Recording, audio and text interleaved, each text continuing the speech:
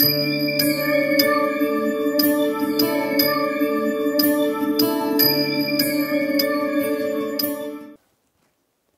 గురు గణేశ మాతృదేవో భవ పితృదేవో భవ. ఈనాడు మనం భక్తి అంటే ఏమిటో తెలుసుకుందాం. అసలు భక్తి మూఢభక్తి ఎలా అవుతుందో తెలుసుకుందాం. మనందరం కూడా నిత్యము ఏదో ఒక దేవుణ్ణి ప్రార్థిస్తూనే ఉంటాం. నిత్యం ఇంట్లో దీపారాధన చేసుకుంటూ నిత్యము కూడా మనం పూజలు చేస్తూ ఉంటాం. కానీ ఇన్ని పూజలు చేసినా, ఇంట్లో ఇన్ని వ్రతాలు చేసినా కూడా దేవాలయం వెళ్ళాలి అనేటప్పటికీ మనం వెళ్ళలేకపోతున్నాం. ఎందుకంటే దానికి అనేక కారణాలు చెప్తారు. మాకు సమయం కుదరట్లేదని, టైం చాలదని, అక్కడికి వెళ్తే జనాలు విపరీతంగా ఉంటారని, ఇలా రకరకాలైనటువంటి కారణాలు చెప్తూ అక్కడ మనం ఏం చేస్తున్నామంటే ఈ యొక్క భక్తి మార్గంలో ఉండే దేవాలయానికి వెళ్లకుండా మిగతావన్నీ కూడా చేస్తూ ఉంటాం. అదే మధ్యాహ్నం పూట 2ంటికి సినిమాలు చూస్తాము టీవీలో, సాయంత్రం 6 గంటల నుంచి రాత్రి 11 వరకు కూడా అనేక రకమైనటువంటి సీరియల్స్ చూస్తాము. అలాగే మిడ్నైట్ వచ్చే సినిమాలు కూడా చక్కగా ఆస్వాదిస్తాం. ఒకవేళ మనం వాటిని మిస్ అయిపోయినా కూడా మన సెల్ ఫోన్లో తీసుకుని దాన్ని యూట్యూబ్లో ఆ సీరియల్ని నిన్న ఏం జరిగింది, ఈరోజు ఏం జరిగింది, రేపు ఏం జరగబోతోంది అనే దాన్ని కూడా మనం ఆస్వాదిస్తాం. తప్పులేదు, ఎందుకంటే అలాంటి వాటిని తెలుసుకోవాలి అనుకోవడం తప్పులేదు. కానీ దాన్నే ఒక జీవిత ధ్యేయంగా ఉండడం తప్పు. ఇక్కడ అంశానికి వస్తే మనం ఏంటంటే నవవేద భక్తులు అని మనకుంటే ఆ నవవేద భక్తుల్ని మనం మర్చిపోయి కొత్తగా ఇప్పుడు కొత్త భక్తి చేరింది. అదేంటంటే మూఢభక్తి. ఈ మూఢభక్తి ఏంటండి కొత్తగా చెప్తున్నారు అని మీరు అడగచ్చు. కానీ మూఢభక్తి అనేది మనకి ఈ మధ్య ఎక్కువైపోయింది. అంటే ఏదైనా ఒక కార్యక్రమం మనం చేయాలి అనుకున్నప్పుడు భగవంతుడికి ఏం చేస్తామంటే ఒక ముడుపు పెట్టేస్తాం. ఉదాహరణకి 10th క్లాస్ చదివే అబ్బాయి ఉంటాడు అనుకోండి, ఫస్ట్ క్లాస్లో పాస్ అయ్యి 500కి 500 రావాలి అని కోరుకుంటే భగవంతుడు ఒక ముడుపు పెట్టేస్తాడు.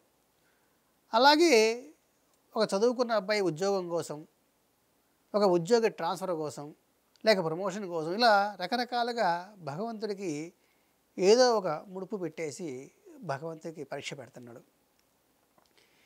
ఇక అవి తీరిపోయిన తర్వాత తీర్చేస్తాడు. అంతటితో భగవంతుడికి అతనికి రామ్ రామ్.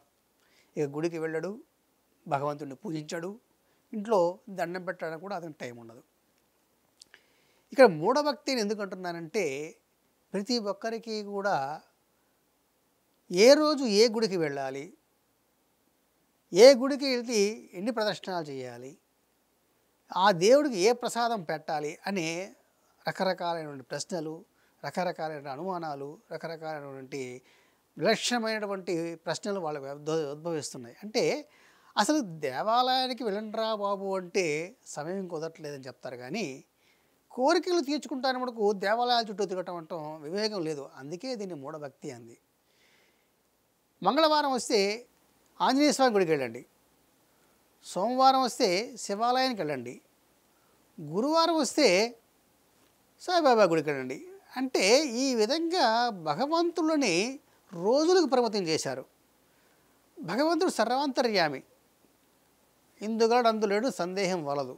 మరి అలాంటప్పుడు ఒక రోజుకు పరిమితం చేయడం ఏంటి అంటే మంగళవారం నాడు మనం ఆంజనేయ స్వామి గుడికి వెళ్ళకుండా మంగళవారం నాడు శివాలయానికి వెళ్తే ఏమన్నా భగవంతుడు మనల్ని శిక్షిస్తాడా?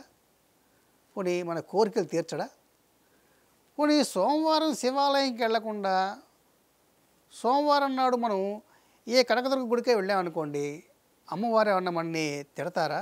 పోనీ శిక్షిస్తారా? ఏమన్నా లేదు కదా. అంటే ఇక్కడ మనం ఏంటంటే భగవంతుడికి పరిమితి చేస్తున్నాం. ఆ పరిమితి, ఒక పరిధి అనేది ఉండకూడదు. భక్తికి పరిమితి లేదు, పరిధి లేదు, ప్రదేశం లేదు, ఎక్కడా లేదు. ఉండవలసింది అంటే భక్తి అనేది మనఃపూర్వకంగా ఉండాలి, మనస్సులో ఉండాలి, నిరంతరము జపించాలి, నిరంతరం ధ్యానించాలి, నిరంతరం పూజించాలి. అప్పుడే మనకు భగవంతుడు అనేది కనిపిస్తాడు. ఈశ్వరుడు వేరు కాదు, విష్ణువు వేరు కాదు.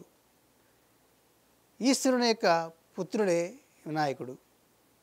ఈశ్వరుని యొక్క భార్యే అమ్మవారు పార్వతీదేవి, కనకదుర్గ.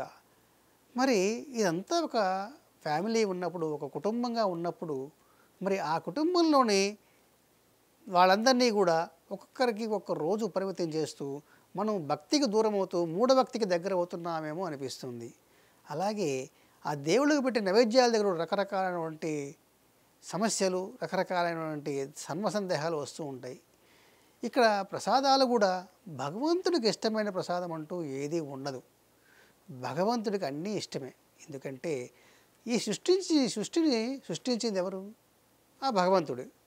పోనీ కొబ్బరికాయను కొడుతున్నావు, అరటిపండు పెడుతున్నావు, పోనీ పులిహార నైవేద్యం పెడుతున్నావు, అలాగే ఉండ్రాళ్ళు నైవేద్యం పెడుతున్నావు, లేదు ఇంకోటి నీకు ఇష్టమైనటువంటి సాయిబాబా వారికి రవ కేసరి ఇష్టం అని రవ కేసరి పెడుతున్నావు, లేదు జిలేబీ పెడుతున్నావు. అంటే వీటిలో ఏ ఒక్కటి కూడా నువ్వు సృష్టించింది కాదు. మనం సృష్టించని వస్తువులని మనం భగవంతుడికి ఇష్టమైన వస్తువు అంటూ పెట్టడం ఎంతవరకు సమంజసం అనేది ఆలోచించుకోవాలి. అలానే భగవంతుడికి ఇష్టమైనవి పెట్టకూడదు.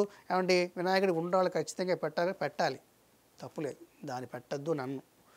కానీ ఖచ్చితంగా అవే పెట్టాలి, ఇవే పెడితేనే దేవుడు తింటాడు అనేది ఆలోచన మడుకు వద్దు అని చెప్పడమే నా యొక్క ఉద్దేశం. ఎందుకంటే భగవంతుడిని మనం భగవంతుడిగా చూద్దాం. మనని ఎప్పుడూ రక్షించడానికే ఆయన ఉన్నది, అంతేగాని మన శిక్షించడానికి భగవంతుడే లేడు. భగవంతుడే మనం శిక్షిస్తే మనం ఎవరికి చెప్పుకుంటాం? కన్న తల్లిదండ్రుల తర్వాత మనం పూజించే భగవంతుడే మనకు తండ్రి, తల్లి. మరి అటువంటిప్పుడు ఆ భగవంతుడిని ఇలా విడదీయవద్దు. భక్తి మార్గంలో వెళ్ళండి, చక్కగా దేవాలయానికి ప్రతిరోజు వెళ్ళండి. ప్రతిరోజు ఉదయం పూట వైష్ణవాలయానికి వెళ్తే సాయంత్రం శివాలయానికి వెళ్ళండి. శివాలయంలో వినాయకుడు ఉంటాడు, వినాయకుడికి దండం పెట్టుకోండి. ఇలా ప్రతిరోజు కూడా వెళ్తే తప్పేం లేదు. కానీ ప్రత్యేకంగా వారాలు పెట్టుకుని, ప్రత్యేకంగా రోజులు పెట్టుకుని అలా ప్రత్యేకంగా తిరగద్దే చెప్పడమే నా యొక్క ఉద్దేశం. కాబట్టి భక్తి మార్గాన్ని అనుసరించండి, కానీ మూఢభక్తికి పోవద్దని చెప్తూ స్వస్తి.